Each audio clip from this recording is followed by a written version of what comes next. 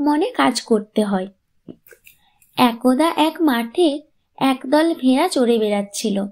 ভেড়ার পাল বিকেল হতেই বাড়ি ফেরার জন্য এগিয়ে চলছিল। ভেড়ার পাল অনেকটা এগিয়ে চলে গেল, কিন্তু একটি ভেড়ার ছানা দলের অনেক পেছনে পড়ে গেল। একটা নেগড়ে বাঘ এই অবস্থায় ভেড়ার ছানাটিকে দেখতে পেয়ে নিঃশব্দে তার পিছু নিল। বাচ্চা ভেড়াটা নেকড়েটাকে দেখতে পেল। সে বলল, বুঝেছি, তুমি আমাকে ধরে খেতে চাও, এই তো। কিন্তু আমার একটা শর্ত আছে।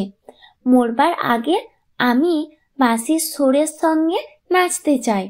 তাই আমার অনুরোধ, তুমি বাঁশি বাজাও, আমি তালে তালে নাচি। তারপর নেকড়ে ভেড়ার ছানার এই কথা শুনে বাঁশি বাজাতে লাগলো। তার সঙ্গে চলল বাচ্চাটার নাচ।